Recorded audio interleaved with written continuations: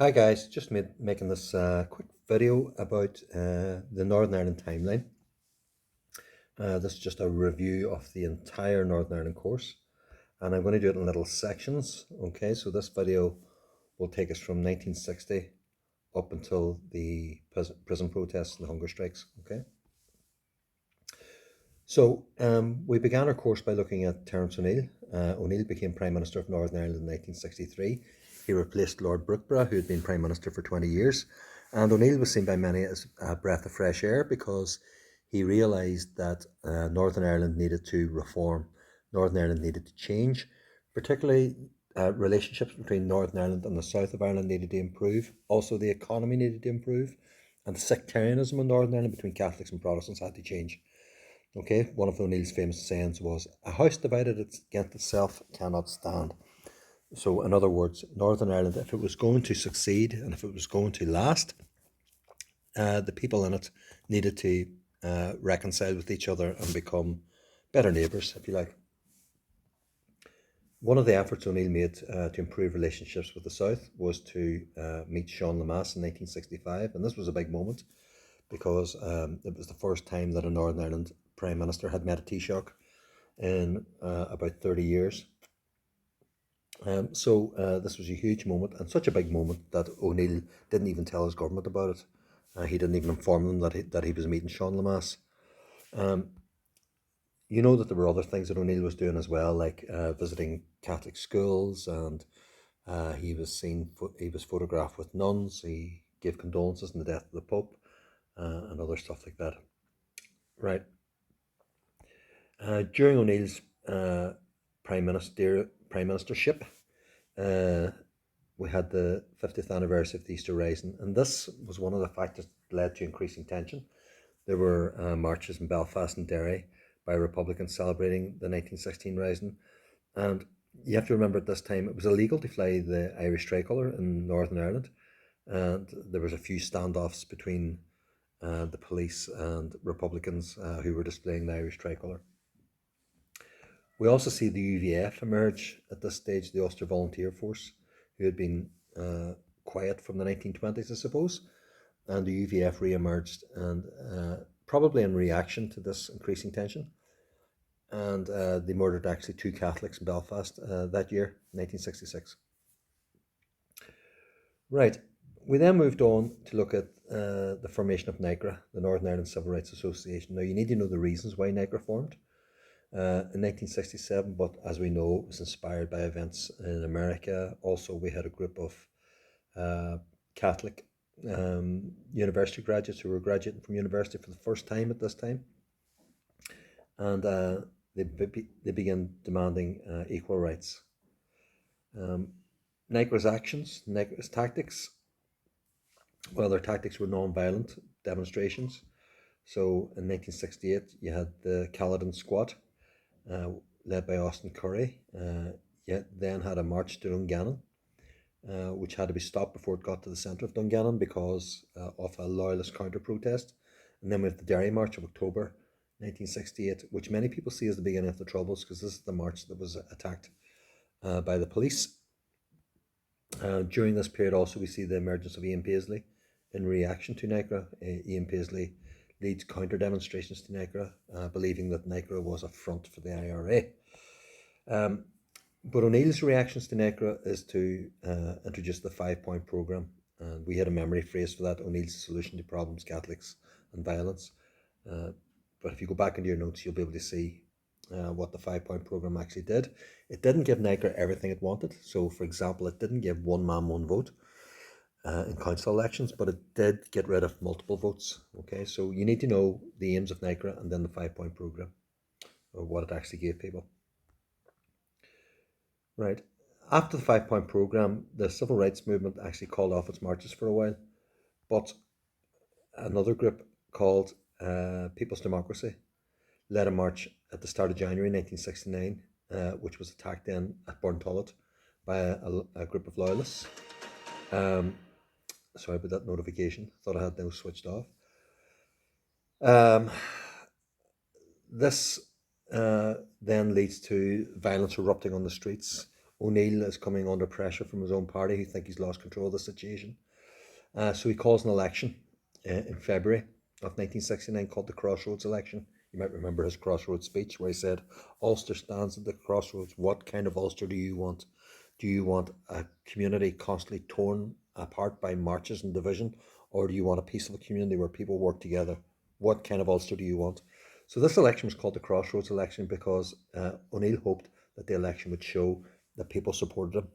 However, the election was a bit of a disaster because although O'Neill won the election, the unionist vote dropped, and also O'Neill was nearly beaten in Bandside by Ian Paisley, who stood against him. But O'Neill decides to struggle on, even though there's resignations from his government.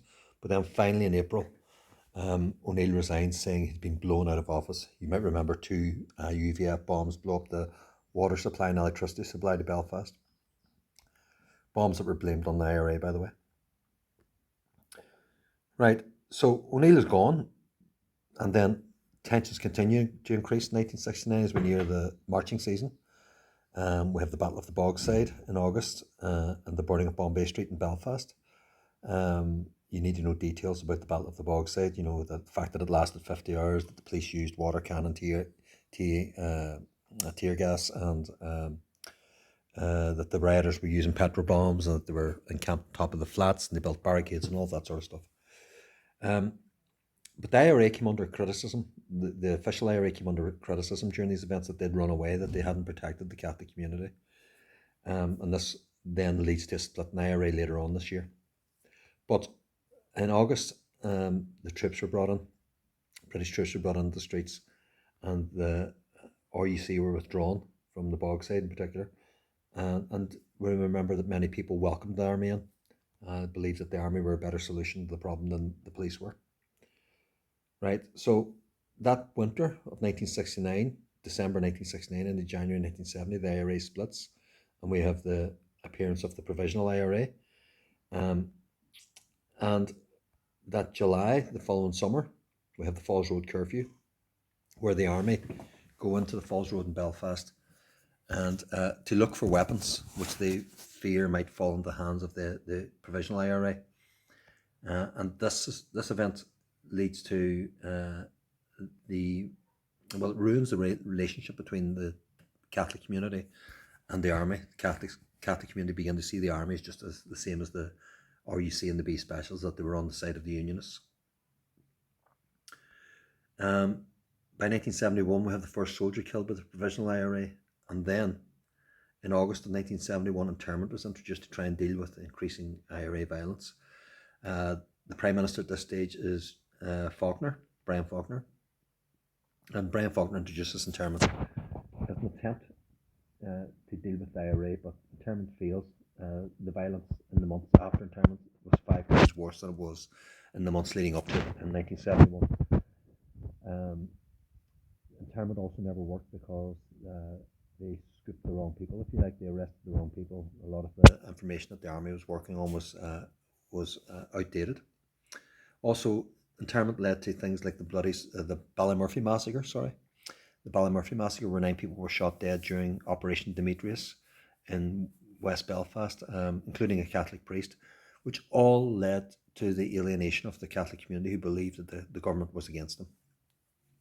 The increasing violence after internment as well also leads to the setting up the UDA in September 1971, the Ulster Defence Association, which was a legal organisation which had 30,000 members, but it had a paramilitary wing, or a violent wing called the UFF, which carried out sectarian murders. Right. Okay. So what happens next? Right. So in January of 1972, then we have Bloody Sunday. Remember, Bloody Sunday was not the internment march. You need to know the reactions of the nationalist community internment. So the nationalist community reacted to internment by holding rent and rate strikes, by marching on the streets and demanding the end of internment. And the Bloody Sunday march was one of those anti-internment marches, which was fired on by the Parachute Regiment, and 14 people were killed. And it led directly to the introduction of direct rule in March of 1972 by the Prime Minister of Great Britain, Ted Heath, and the Unionists were obviously angered by that because they were losing power now. They were losing control of Northern Ireland. It was being taken over by the British government. Right. There was an attempt by the British government to hand power back to Northern Ireland, and that was in 1973 and 74. That should be a 4 there.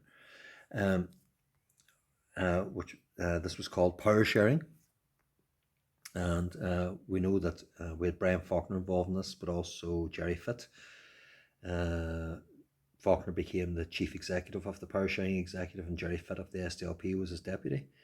And they tried to work Parsharing for a while, but eventually Parsharing was brought down by the UUC, the United Ulster-Unionist Council, which was made up of anti-Faulkner unionists and members of the DUP and Ian Paisley and other loyalists, and the Ulster Workers' Council, which was like a trade union but was heavily influenced by the UDA.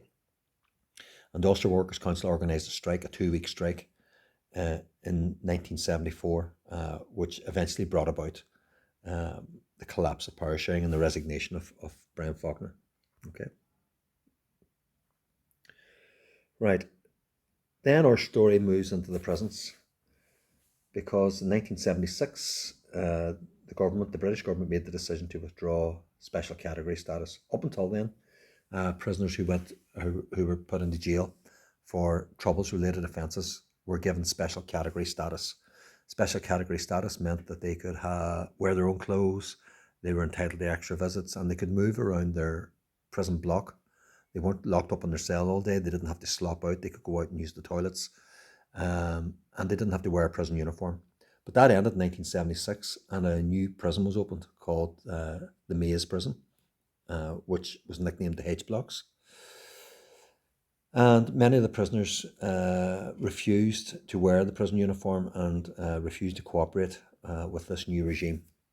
So we see the beginning of the blanket protest, where one of the first man to go on the blanket protest was a man called Kieran Nugent, who said, "If you want me to wear that uniform, you're going to have to nail it to my back." And these prisoners refused to wear the uniform and instead used the blanket off their bed to cover themselves with. Then the protest upped to a dirty protest, where the prisoners refused to slop out their cells, refused to empty out the potties that were in the corner of their cells. And that meant that the cells filled up with pee and poo. And so the pee was chucked out the window or chucked under the doors, and then they spread their poop on the walls. They also then refused to wash and get their hair cut, ramping up the pressure on the government. But the government refused to give in. So in 1980, there was a hunger strike, where 9 prisoners at the same time went on hunger strike. And after 50 odd days, they called off their hunger strike when they thought a deal had been done, but it turned out there was no deal. Then in 1981, a second hunger strike started, this time led by Bobby Sands, and the tactic was slightly different in the 1981 hunger strike, because Bobby Sands went on the hunger strike first, and then was followed a week later by another man, and then a week later by another man, and so on. And the idea was that as they started to die, they would increase pressure on the British government. The Prime Minister at the time was Margaret Thatcher, you'll remember, and she was nicknamed the Iron Lady, and she refused to give in to the demands. Okay, and we also, during this period, we have Bobby Sands becoming elected whilst he was on his hunger strike as MP for Fermanagh and South Tyrone, and we get Sinn Féin realising that maybe standing for elections might actually help their cause. Right, we'll pause it there. This video is going on long enough. So in the next video, we'll look at the period from 1980 to the eventual peace settlement, the Good Friday Agreement, in 1998.